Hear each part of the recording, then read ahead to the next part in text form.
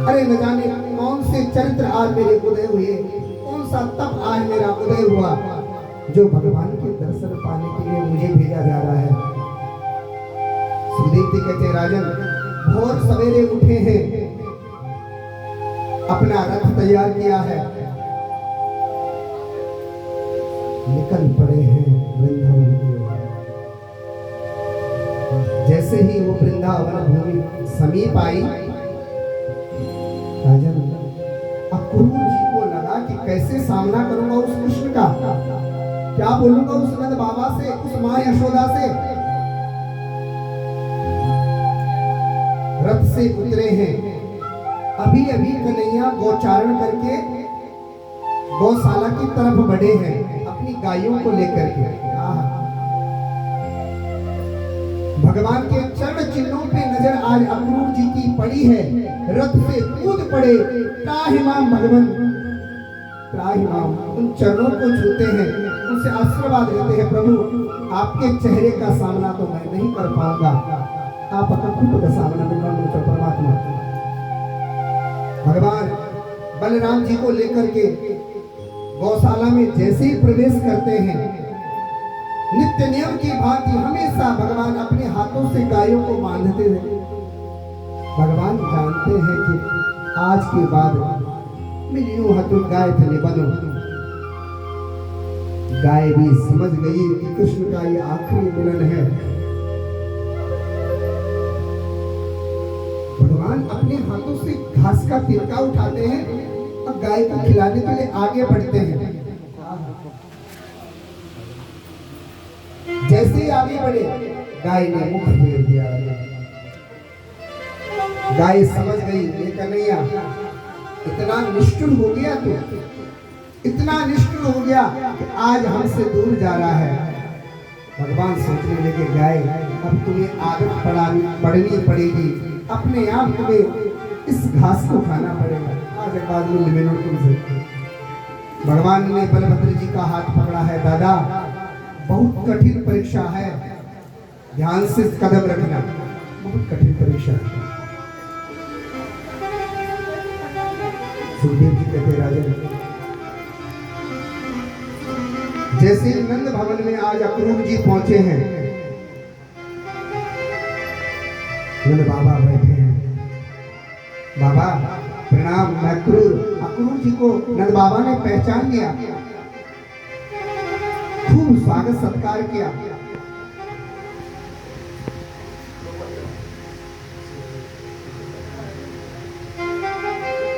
और नंद बाबा अक्रूर जी बात कर रहे हैं, बात ही बात में आज बोल उठे अक्रूर जी, बाबा मैं इसलिए नहीं आया हूं कि आपसे मिलने के लिए ना, मैं इसलिए आया हूं कि आपके कृष्ण और बलराम को कंस ने बुलाया है, उसने एक यज्ञ रखा है, उस यज्ञ में दोनों बच्चों को बुलाया है, वहां मेला होगा। नंद बाबा ने कहा, अक्रूर जी अरे दिमाग सटिया गया है क्या? अरे जिस पापी कंस ने मेरे बच्चे को मारने के लिए, मेरे पुत्र को मारने के लिए नाना प्रकार के षड्यंत्र रचे, उस कृष्ण को मैं भेज दूंगा? अरे चले जाओ यहाँ से। अक्रूर जी बोल उठे, अरे बाबा ऐसा नहीं है, वहाँ बड़े बड़े नगरों से, बड़े बड़े देशों से और भी राजा आएंगे, और आपका बच्चा तो आगे राजा बनने वाला है ना। अरे ऐसे ही उसको बांध के रखोगे, ऐसे ही उसको घर में रखोगे, कैसे उसे राजभोग के बारे में पता चलेगा? आज सोचने लगे नंद बाबा कि मेरा पुत्र राजा बनेगा, फिर सोच रहे हैं कि मैं तो मान गया, उस माँ यशोदा को कैसे समझाऊंगा?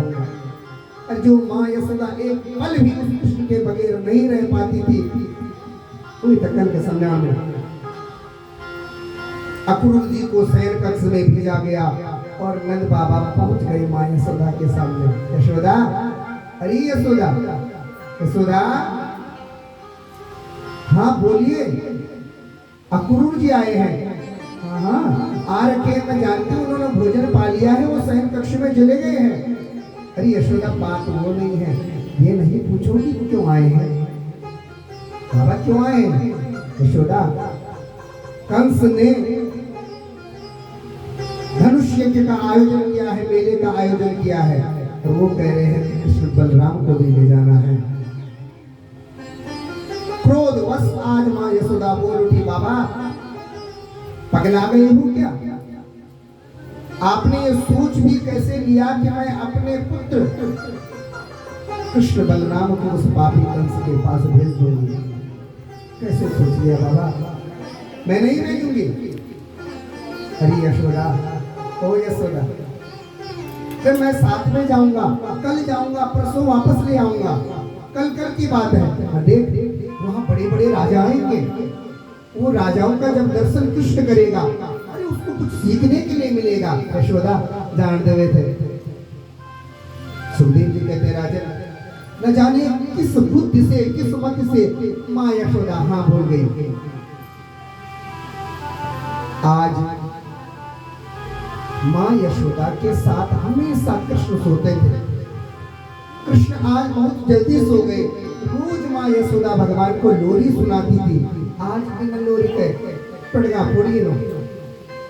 राजन, माँ यशोदा जैसे ही आई, कृष्ण को देख करके झंझर आंसू बहने लगी। कृष्ण आज बिना लोरी के सो गया? अरे कन्हैया, तू कल चला जाएगा। अरे आज लास्ट बार तो मुझे, अंतिम बार तो मुझे लोरी सुनाने देता। भगवान कहते हैं मैया मुझे नींद आ रही है, मुझे सुबह जल्दी जाना है। अक्कुर चाचा जी कह रहे थे सुबह बहुत जल्दी निकलना है, ग्वालवाल जग जाएंगे तो वो रास्ता रोक लेंगे। हाँ, सुखदेव जी का कहते हैं राजन, यशोदा माँ की मनोदशा देखो जरा। माँ यशोदा कन्हैया के बगल में लेटी है,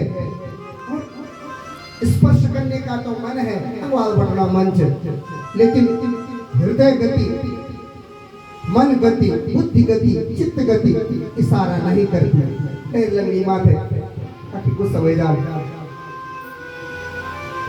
आज कन्हैया बिना लोरी सुने ही सो गए। माँ सोच रही है कल मेरा कन्हैया चले जाएगा, रोना आ रहा है, फिर सोचती है अगर मैं यहाँ रोऊंगी तो ये जग जाएगा। उठी है माँ, एक कोने के एक खंबे के सहारे से बैठी है, तो चिंगाड़ मारकर अपने पल्लू को अपने मुख में लगाया है और सिसक सिसक कर रोने लगी माँ यशोदा। आज कन्हैया गया नहीं है, वो की खुद ही गलत नहीं थी। माँ यशोदा तरफ रो रही थी।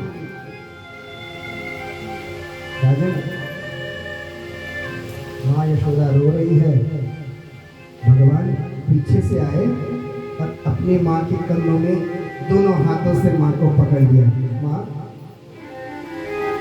अरे ओ मैया तो ऋणी चतुर, माँ रो ना कोई, कल की बात है, कल जाऊंगा, परसों वापस आ जाऊंगा।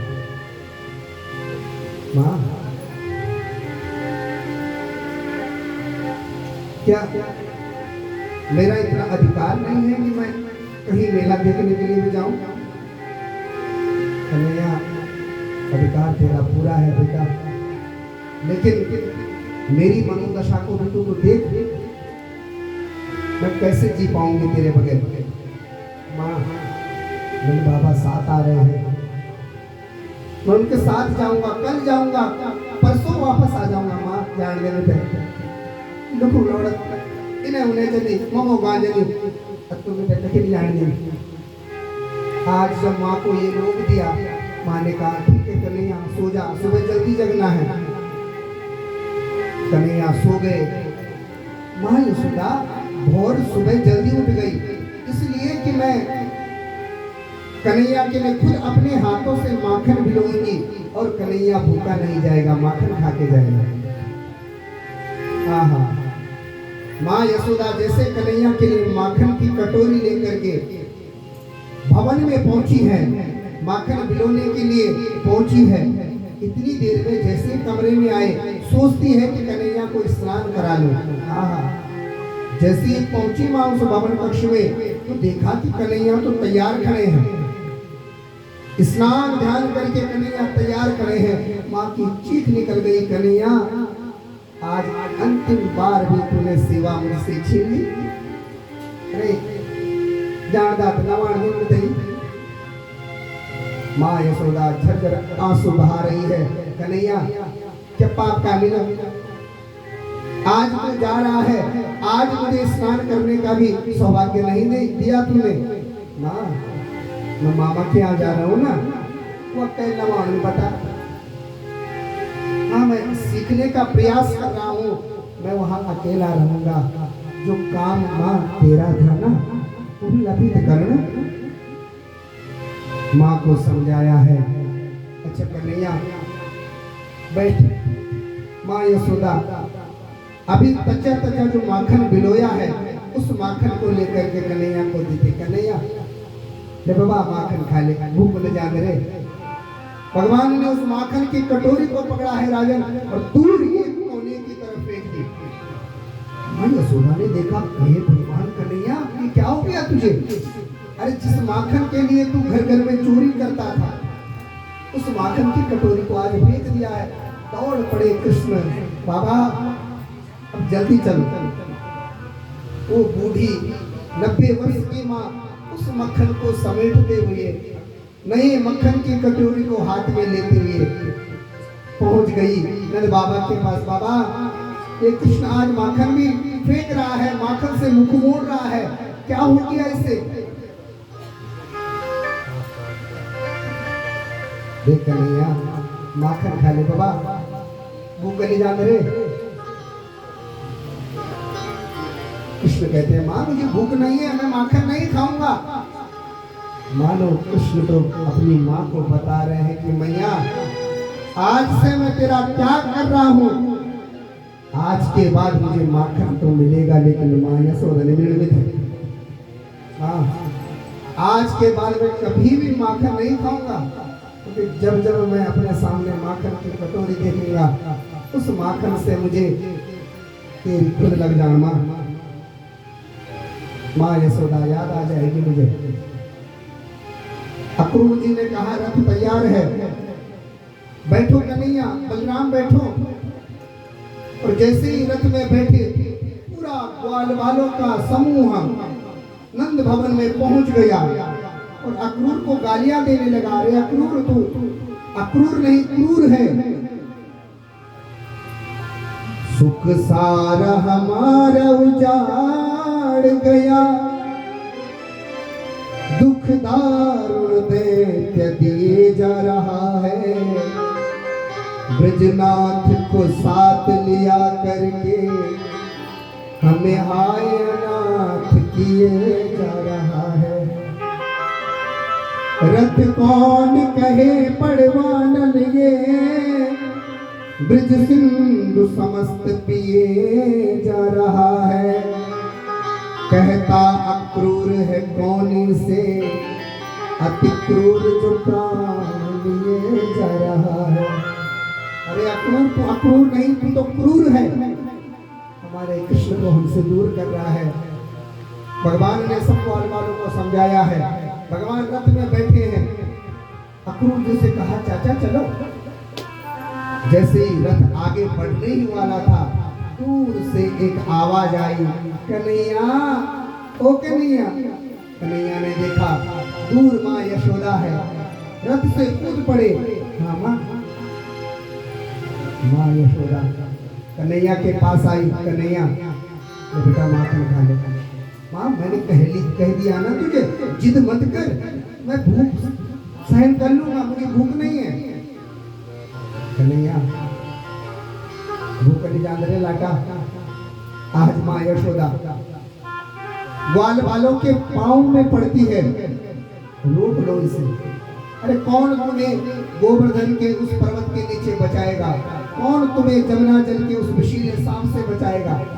रोक जाओ। अरे ये गोपिकाओं से कह रही है माँ, अरे तुम तो कुछ कहो, इसको जाने से रोक दो।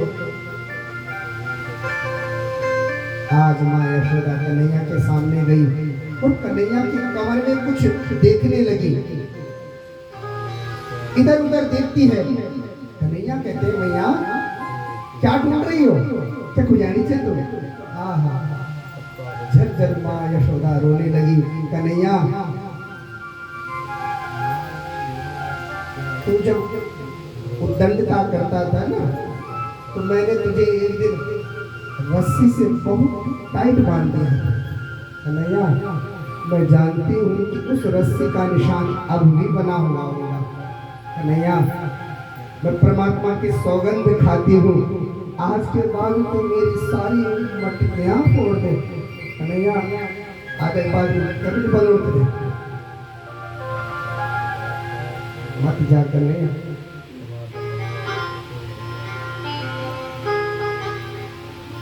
उस उखल लीला के बाद कन्हैया मुझे बहुत कष्ट हुआ।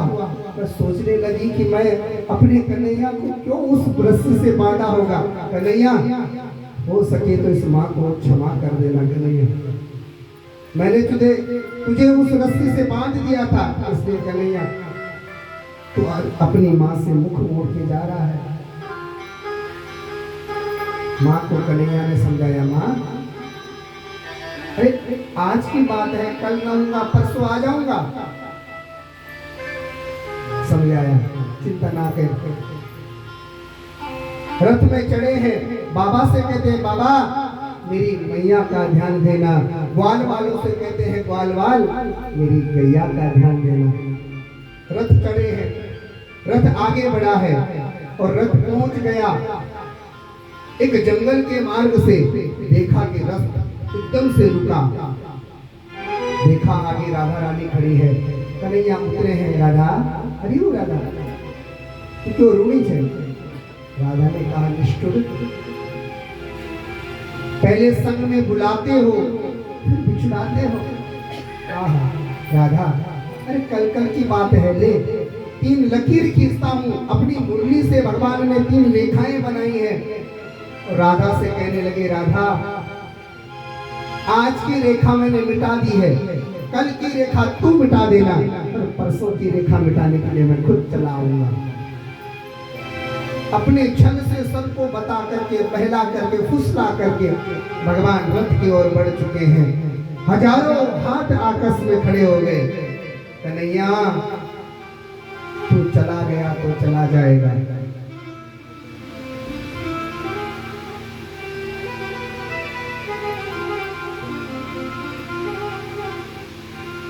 तुम्हें हम याद करते हैं, कहीं से भी चले आओ। सांझ ढलने लगी खाना, झलक अपनी दिखा जाओ। भोग तुझको लगाएंगे, सेज तेरी सजाएंगे। सफर में थक गए होंगे, चरण तेरे दबाएंगे। तुम्हारी याद आती है, सुबह और शाम आती है। तुम्हारे नाम की माला मैं दिन और रात जपता हूँ। नजर धुंधला रही है, अब धड़कना भी है कम दिल का। तुम्हारे नाम की सम्मा बुझ बुझ के जलाता हूँ। कन्हैया तुझे बुलाता हूँ, कि कनवा तुझे बुलाता हूँ। गोपिकाएं रो रही है, कह रही है कन्हैया मेरी जो आँख से टपके तेरी जो याद में आंसू। मेरी जो आँख से टपके तेरी जो याद में आंसू। उन्हीं आंसू की बूंदों से तेरी माला बनाता हूँ। तुम्हारी याद आती है, सुबह और सांझ आती है। कन्हैया बहुत मुश्किल से पाया है तुझे, अब खो नहीं सकते। तुम्हारे थे तुम्हारे हैं, किसी के हो नहीं सकते। तुम्हें हम याद करते हैं कहीं से भी। सांझ ढलने लगी ठाकुर, झलक अपनी दिखा जाओ। खुला है दर चले आना, झुका है सिर चले आना। बिना सोचे बिना समझे मेरे ठाकुर चले आना। तुम्हें हम याद करते हैं कहीं से भी चले आओ, कहीं से भी चले आओ, कहीं से भी चले आओ। भगवान आगे बढ़े हैं राजन। सुखदेव जी कहते हैं राजन भगवान मथुरा में पहुंचे हैं और मथुरा में पहुंचकर भगवान ने सर्वप्रथम कुब्जा का उद्धार किया है। कुब्जा 3 जगह से कुबड़ी है।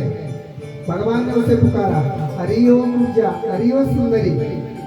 हाथ में चंदन की कटोरी है जो राजा कंस के मस्तक पर चंदन लगाने के लिए जा रही है। आज कुब्जा ने अपने कानों से सुना कि कोई मुझे सुंदरी कह रहा है। खुश हो गई कुब्जा, पीछे आई, प्रभु आपने मुझे सुंदरी कहा। हाँ कुब्जा तो सुंदर है प्रभु, आज तक किसी ने मुझे सुंदर नहीं कहा। क्या सेवा करूं आपकी? भगवान कहने लगी चंदन लगा दे हमारे मस्तक पर। हाँ हाँ, भगवान के ग्वाल बालों के माथे पे कुब्जा ने चंदन लगाया है। अब भगवान की बारी आई। कुब्जा के हाथ कांप रहे हैं, कैसे इस परमात्मा के माथे पे मैं चंदन लगाऊंगी। सुखदेव जी कहते राजन भगवान ने कुब्जा के पांव में अपना पांव रखा है। बलराम जी भी देख रहे हैं। बलराम जी कहे उठे, कन्हैया ये गोकुल वृंदावन नहीं है, यहाँ थोड़ा संभल के रहना। मुस्कुरा गए कन्हैया। भगवान ने कुब्जा के पांव में पांव रखा और एक हाथ से ठुड्डी पकड़ी है और कुब्जा से कहा कुब्जा लपोड़ दिया। कुब्जा ने अपने हाथों से भगवान के माथे पे चंदन लगाया। भगवान ने पांव से कुब्जा का पांव दबाया, हाथ से ठुड्डी को ऊपर किया। सो कुब्जा के तीनों कुबड़ ठीक हो गए। भक्त वत्सल भगवान की। सुखदेव जी कहते राजा कुब्जा जो कुबड़ी थी सुंदर में क्या प्रसन्न है कुब्जा। एक धोबी पे भगवान ने कृपा की है। भगवान ने उससे कपड़े मांगे लेकिन उसने कपड़े देने से मना कर दिया। भगवान ने उसको एक झापट मारा, सो उसकी गर्दन धड़ से अलग अलग। जितने भी कपड़े थे भगवान ने लिए। एक सुंदर दर्जी से कपड़े सिलाने के लिए पहुंचे हैं। दर्जी ने भगवान के ग्वाल बालों के लिए, भगवान के लिए सुंदर सुंदर वस्त्र बनाए हैं। अरे वस्त्र भी तो फिटिंग के होने चाहिए ना, मैचिंग कंट्रास्ट करेंगे।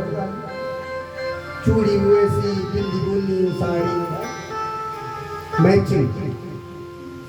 जीवन में मैचिंग बहुत जरूरी है। सब कुछ अब मैचिंग चिपंदर मैचिंग उड़गड़ी वड़गड़ी। सुखदेव जी कहते हैं राजन भगवान उस दर्जी को आशीर्वाद देकर गए। दर्जी खूब फले फूलो, आज देखो तुम 200 रुपए किलो जब कपड़ा 400 रुपए सिले। दर्जी पे भगवान की कृपा है, अति कृपा है दर्जियों पे। जितने का कपड़ा नहीं उससे ज्यादा सिले लगा। सुखदेव जी कहते राजन श्रीदामा मधुमंगल ग्वाल बालों को लेकर के पहुंच गए सुदामा मालिक के दरबार में। वहां भगवान ने सुंदर सुंदर मालाओं से आभूषणों से सुसज्जित किया है। उस माली ने आगे बढ़े हैं। अब कंस ने एक कोयला पीड़ नाम के हाथी को मार्ग में रख लिया। मदिरा पान कराया गया उन्हें। भगवान आगे बढ़े। बलराम ने कृष्ण को आदेश दिया, कन्हैया उद्धार कर दे साथी का। भगवान ने उस हाथी की सूंड पकड़ी है, आकाश में घुमाया है, जैसे धड़ाम से उस पृथ्वी में मारा तो हाथी के प्राण उड़ गए। उसके एक दांत को उखाड़ा, दूसरे दांत को उखाड़ा, एक भगवान के बलराम जी को दिया, एक अपने आप रखा और कंधे में रखते हुए उस रणभूमि में निकल पड़े जहां मल्लयुद्ध होना था। राजन, उस मल्लयुद्ध में भगवान ने चाणूर और मुष्टि का उद्धार किया, धनुष को तोड़ा है। आहा, और जैसे धनुष टूटा कंस घबरा गया, क्योंकि कंस को वो धनुष दिया गया था और कहा था कि पहले तो इस धनुष को कोई तोड़ नहीं सकता, जिसने इस धनुष को तोड़ दिया वो तुझे छोड़ नहीं सकता। भगवान कंस की तरफ बढ़े हैं, ऊपर ऊंचे सिंहासन में कंस बैठा है, भगवान उछले हैं और जाते ही कंस की छाती में अपना पांव रखा है और सिर के बाल पकड़ दिए। कंस घबराया, अरे भांजे मैं तेरा मामा हूँ, मुझे छोड़ दे।